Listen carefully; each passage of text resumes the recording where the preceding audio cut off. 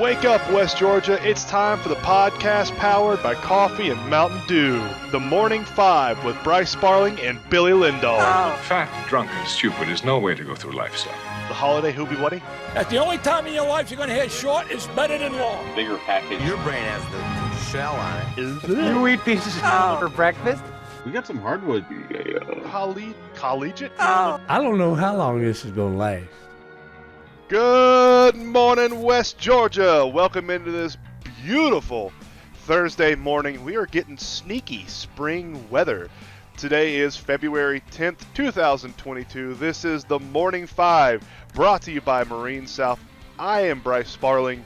With me, as always, is Billy Lindahl. Billy, today is National Umbrella Day. I don't think you're going to need an umbrella looking at the forecast here in West Georgia. So I guess just carry one around since it's National Umbrella Day. I don't know. Carry one around and tell them, hey, this is because the guys on the Morning Five presented by Marine South told me that today was National Umbrella Day. And if they were listening, then they would know it's National Umbrella Day. And That's what do you do? right. What do you do with umbrellas when it's not raining and you're carrying one? I sword fight with them. I mean, I even do that. Is there any other option? Exactly, yeah. So you carry two around, you toss it to a random person when you're walking down the street and have a little sword fight with them. There you go. Today is not only National Umbrella Day, but it is also the NBA trade deadline. We know the Hawks have already made one big-ish trade. Are they going to make another one? I thought it'd be a good time to go through and sort of look at the Hawks, not so mid-season. I guess we're a little bit past the halfway mark. But look at the year in review, look ahead, and kind of compare where this team is at now to where the team was last year. So the Hawks this year, right now, they're 26-28. They're 10th in the Eastern Conference. Last year at this same time, they were 28-26. So they're only 2 games behind. As bad as the Hawks have played in the first half of the season, they're only 2 games behind where they were last year. And we all know what type of run they got on last year at the end of the season. Right. And they're 9-5 since the Reddish trade. And I think we can all agree Cam Reddish is going to be a good basketball player. Whether or not he's going to be a perennial all-star, I don't know. But I think he's at least going to develop into a good role player on a team somewhere. And maybe the Knicks will use him because, I've heard rumors of Madison Square Garden, chanting his name because they're not using him. And he's had injury stuff too since he's been up in New York. So I think a little bit of that has to do with some of the foot injury stuff he's had up there. But I think it's pretty clear right now that he was not a good fit in Atlanta. That's right. Whether it was on the court he wasn't a good fit, or if it was in the locker room he wasn't a good fit, but something was going on that wasn't congealing with him and the rest of the team. They're 9-5 since the Cam trade, and Trae Young has had the best season he's ever had in his young career. He's averaging 27.8 points per game. That's not the highest he's ever averaged, but I'll tell you in a second why it's the best. He's averaging 9.3 assists per game, almost a double-double, and he's shooting 37% from three-point range. And that's what you're going to have if you're the Hawks to be successful. His player efficiency rating is at a 25. That's the highest it's ever been in his career. His usage rating is at a 35.2. Usage rating is kind of a rating of how many times the offense runs through this in particular individual per 100 possessions. And his turnover rate is at a 15%, which is the lowest it's ever been in his career. So his usage rate is the highest it's ever been in his career. His turnover rate is the lowest it's ever been in his career, and he's averaging almost 28 points per game. That's a little shy of his career high, but because of the usage rate and the turnover rate, in my opinion, this has been Trae's best season ever in his young career. And that's needed. We need that right now, and it shows considering he is an all-star this year when he was having what we thought was a better year last year and didn't make the all-star team. So he's making it this year, and obviously the numbers are showing why he's an all-star this year. And Billy, we all know why he didn't make the all-star team last year. It's because the NBA and all of professional sports hate Atlanta. I mean, we've gone through this. We know it. The MLB ripped an all-star game away from us, and we said, well, too bad. We're just going to go ahead and win the World Series, you jerks. So, and Travis Schlenk was on 92.9 The Game a couple days ago, And he said certainly the phones are ringing in response to the trade deadline being today. He said we're having conversation ahead of today's trade deadline, but he added that he feels really good about the way the team is currently playing and the makeup and the chemistry of the team. So I love to hear that, because that is a completely different tone from what Travis Schlenk sounded like 2 or 3 weeks ago when talking about the trade and the trade deadline. That was a hopeful Travis Schlenk. 2 or 3 weeks ago, it was a desperate Travis Schlenk. It was a desperate Travis Schlenk. It was an angry Travis Schlenk. It was a Travis Schlenk who was blaming himself for thinking and honestly, we talked about this briefly when we read the comments on the Morning Five. We said, maybe this is him trying to motivate the players into playing better and light a fire under their asses. You know what I mean? Yeah, and if that's what he did, and that's what he was trying to do, and the same with Nate way back when you said that one tech, is that what kickstarts this season? Mission accomplished so far. I mean, in the short term that we've had in between those 2 incidents, they've played a lot better, and I was never going to blame Travis Schlenk if this season didn't go well. It still could not go well, but it's not Travis Schlenk's fault, because he put together, in my opinion, a very good NBA squad, and if this team doesn't perform, it is on the players. This team is well assembled, and it's on the players if they don't perform. It's not on Schlenk, because I think he did a fantastic job of salary cap manipulation and getting a team together that should be able to compete, in my opinion, for an Eastern Conference championship. Absolutely. And not only is Trae selected to the All-Star game this year, Trae will also be in the three-point contest this year. So we'll have something to watch that Saturday and cheer for, the little three-point contest. Do you remember the video of him practicing three-point shots? And I think it was a laundry basket during lockdown when COVID first happened. That was so great. I was watching that this morning. That's so good. So, I mean, the Hawks are kind of in the same position now that they were last year, and we remember how last year ended with the magical run and everything. They just have to catch fire and stay hot and hit their threes, honestly. This team lives and dies by their threes. We said that yesterday. Just keep doing that. Just keep doing it. Keep plugging away, and, good things are going to happen, I hope. Fingers crossed. And I know that we won the division title last year, right? So the Southeastern Division. Yes. So I don't think that's going to happen this year, because the Heat are playing really, really good basketball. But I think that even if we get into a play-in game for the playoffs, no one's going to want to see the Hawks. Because no one's going to want to see the Hawks if we are on a tear like we were last year. Right. I'll put it to you that way. I agree. Yep. All right, Bryce. Super Bowl is Sunday, and I'm not going to be co-hosting the Morning Five with you tomorrow because we have a special guest. Nobody's going to know. Well, I'm not telling anybody. You'll just have to tune in tomorrow and find out. We're not telling my boy is having surgery tomorrow, so I'm going to take the day off. T's and P's, man. Nothing serious. Yeah. Nothing serious. Nah. He's getting tonsils and adenoids removed, but we're always worried about things like that. Especially This is the first time my son's ever gone under anesthesia. So, how do you get him to sleep at night? You don't give him anesthesia then?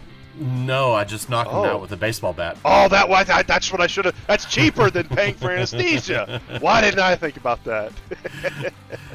I'm gonna give you my Super Bowl preview. And I mentioned this yesterday on the Gradic Sports Weekly podcast, that I think the Bengals are going to win.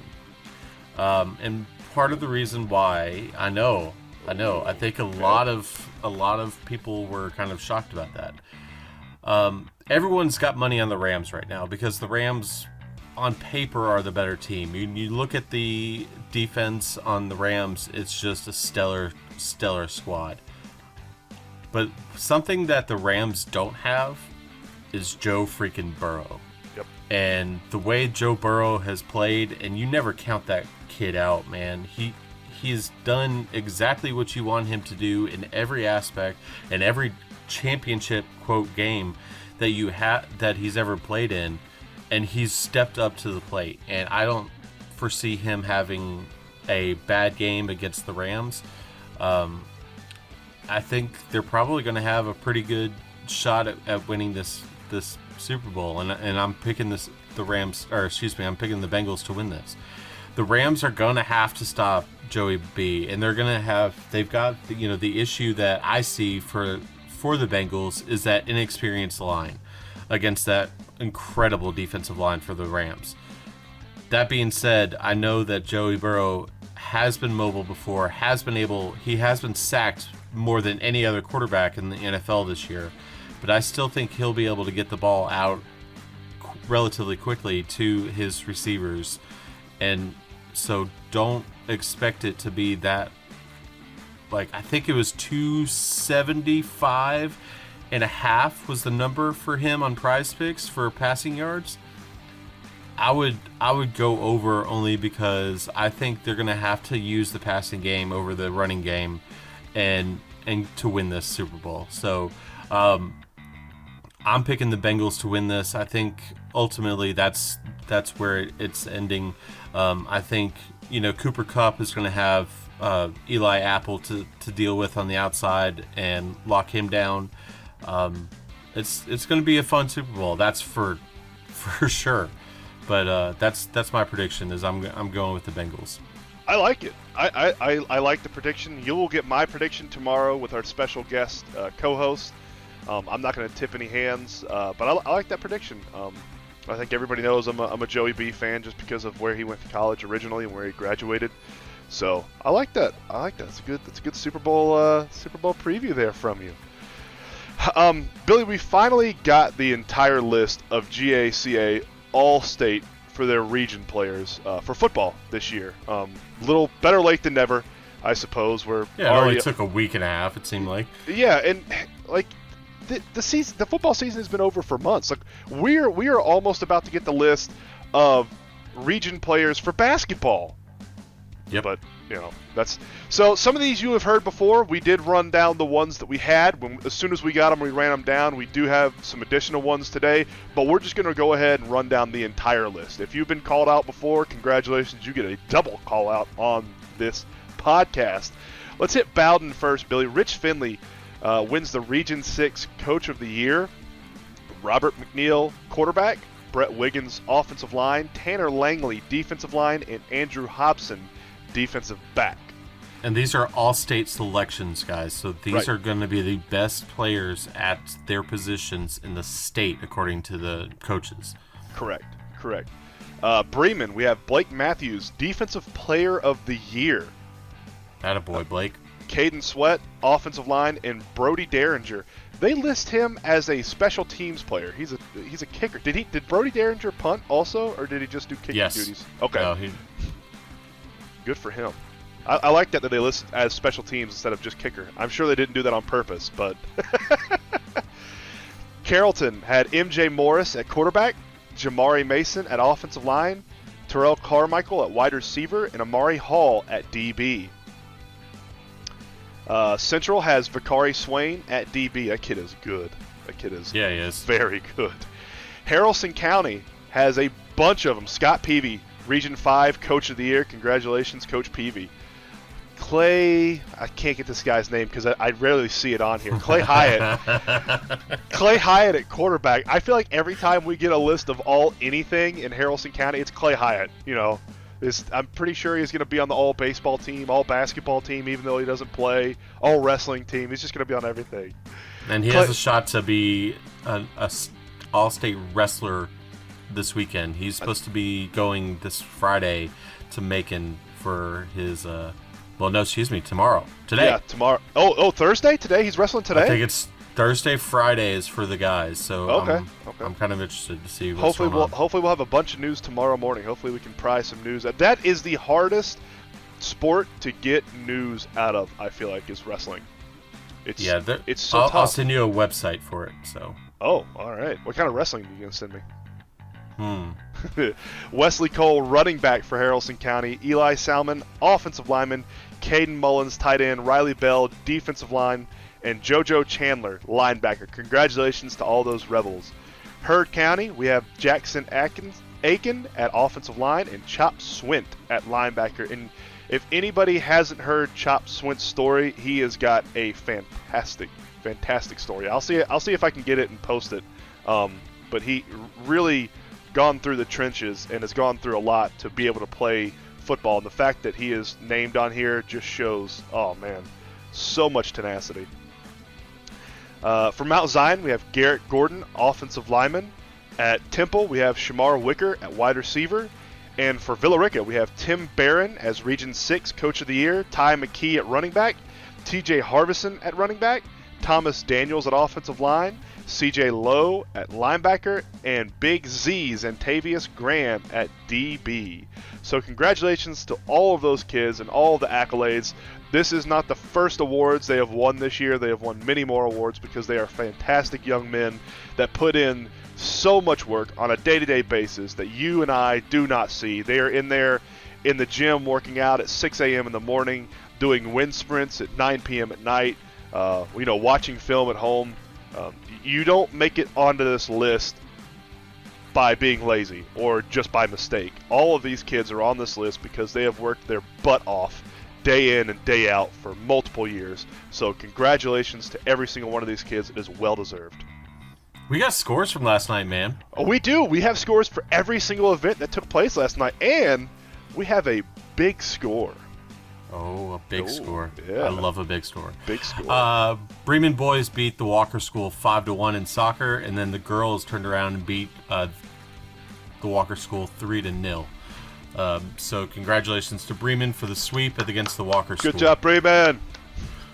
Bowden falls to Haralson County in the baseball scrimmage 9-5, and Central beat Villarica 16-2 also in the baseball scrimmage. I was wrong, guys. I apologize. I'm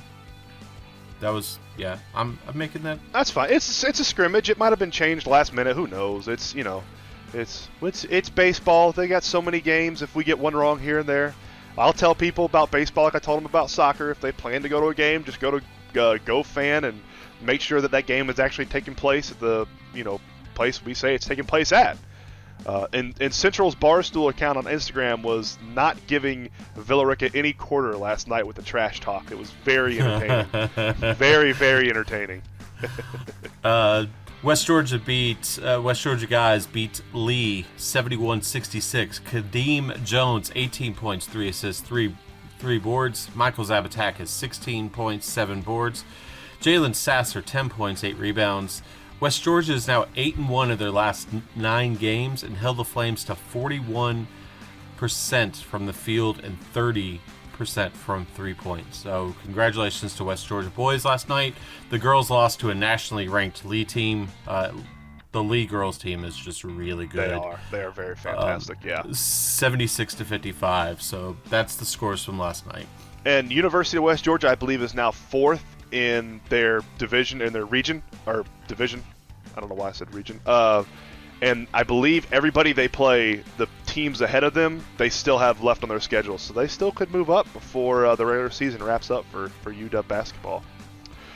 Games and events tonight. We have Mount Zion. They are playing Atlanta Symphony Orchestra. They will be having that musical at Armouche, and that is a region tournament game. Mount Zion and Bowden are both in the region tournaments. We still have some regular season games for a lot of the teams in the area for basketball, but Mount Zion versus Atlanta Symphony Orchestra at Armouche tonight at 8:30, which seems super late on a school night. That is a region playoff game. Okay, and Dad. I know. Hey, that's late, man. Come on. And I have confirmed with 3 different sources that this time is right, but this seems weird. Bowden girls play Dalton Academy in Armouche at 2:30 in the afternoon today. It's a region tournament. That's understandable. How? That's the only game tonight. There's no other. What? No, there's probably other games going on at Armouche that's for that region. Oh, Let's yeah. not forget. So you have to keep moving on. At 2:30, we got school. Come on, guys. I understand it's the region tournament. That's school time. Again, okay, Dad. Listen, all right. Listen, okay. So good luck to both Mount Zion's boys tonight and Bowden's girls tonight. A couple wins in the region tournament and you are set. Temple plays Coosa soccer. girls go off at 5, boys go off at 7. Bremen is at Alexander at 5 p.m. for baseball. That is not a scrimmage. I believe that is it's a non-region game, but it is not a scrimmage. Temple plays DC at home at 5:30. That is baseball. And Carrollton is at the Bill Walton Academy at 6:30 for lacrosse. Excuse me, they're at home for lacrosse. And the Carrollton girls are at McEachern tonight at 5:30 for lacrosse. So good luck to all of our local teams tonight. It'll be tough for me to cheer for Bremen at Alexander baseball tonight just because Zach Romaine and I are pretty good friends, the head coach for Alexander. So I'll just be able to sit back and hopefully just enjoy some of the game if I can catch it. All right, Bryce, we need another cup of coffee. Yes, we do. All right, the medal count currently for the United States is sitting at 9. We are still 3 back from the lead. Chloe Kim wins gold in snowboarding in the women's halfpipe, and then Nathan Chen also won gold yesterday in figure skating in men's singles. Good job. So, way to go, guys. Let's rack up those gold medals right now. Chloe Kim actually defended. That's her back-to-back gold medals in the women's halfpipe. She won it last Olympics as well, last Winter Olympics. So good job. Nice. The NFL will play its first regular season game in Munich in 2022. Why? I don't know. Why? I don't know. I hate the London games, but I understand it. But Munich, like now I will say this. This sounds weird, but I know this for a fact. I have firsthand experience of it. There honestly is a pretty big American football fandom in Germany. I don't know why. I don't know how that happened. I assume it's because of NFL Europe a way long time ago. But there is a pretty big NFL and American football fandom group in Germany. I mean, but yeah, I don't know who's going to volunteer to go over and give up one of their home games to go over and play in Germany.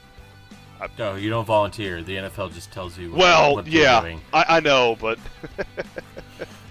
Also, the NFL has said that 4 other games together in Germany through 2025. So, whatever. Yeah. Yeah. All right, today in history. In 1989, to gain deregulation, the WWF admits pro wrestling is an exhibition and not a sport in a New Jersey court. Don't tell Clay Harden that. If Clay Harden actually hasn't listened to Seth Rollins' interview yesterday on the Pat McAfee show, it was fantastic. I'll send it to him if he hasn't, but it was really good. Speaking of wrestling. Rest in peace to former Major League Baseball player Jeremy Giambi, who has died at the age of 47. Yeah, that's tough. It's younger brother of Jason Giambi.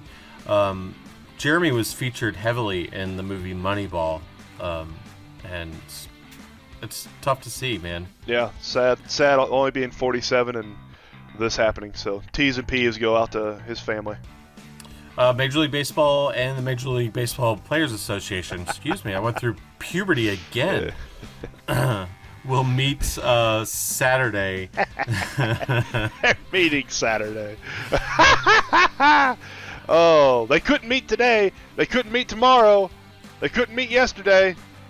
Yeah. Why are we meeting once a week or once every other week? I don't know. I hope this is longer than a 15-minute meeting.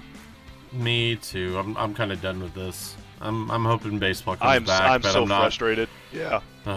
I'm right there with you. I'm so frustrated with MLB and the Players Association, everything that's going on right now. I feel like the Players Association put something on the table that was good for both sides, and the owners just gave a big middle finger to the players and the fans, honestly. I'm beyond pissed off right now. And finally, the Waste Management Open begins today. Out in TPC Scottsdale in the stadium course. Guys, if you don't know this place, it's a pretty course, but the 16th hole, I believe, Yes, 16th par 3. Is the most ridiculous thing. It's like a baseball It's the stadium. greatest hole in golf. It's insane. I love watching it because people go crazy, absolutely crazy. So it's 6:44 a.m. right now here on the East Coast. What's that over in Phoenix? Probably about 4:40, something like that. Phoenix 2 hours behind us, somewhere around there. Phoenix 2 hours or 4? I don't know, man. Do you think I've... Come on, I went to public school. We've gone through excuse me, this. 3. 3. So hours. it's 3:44 a.m. right now in Phoenix. 4:44. Sorry. 4:44. Yeah, they're mountain time. Okay, so it's 4:44 a.m. right now. The gates open local time at 5 a.m. I can guarantee you at 5:30 that stadium course or that stadium hole will be completely filled. There will not be a golfer to get to that hole for another easy 5 to 6 hours. So those people get there at 5 a.m. They're out there drinking at 5 a.m. They're there for 5 or 6 hours with no golfer that comes through. And by the time the first golfer comes through, they are good and inebriated. And the environment is fantastic. The Waste Management Open is my 3rd favorite golf tournament of the entire year.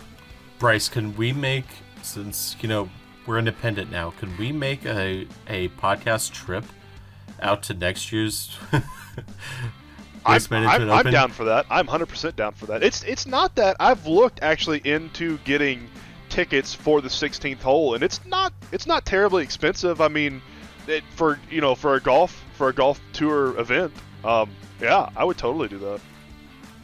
That sounds fun. But for Billy, I am. I almost said, but for Bryce, I am Billy. I forgot my name this morning. I need another cup of coffee. But for Billy, I am Bryce. Thank you for stopping in this morning on the Marine South Morning 5. I will be back tomorrow, same time, same place, with a special guest host. Everybody have a beautiful day today, and we will see you tomorrow. Shake your neighbor! Just shake them! Shake your neighbor!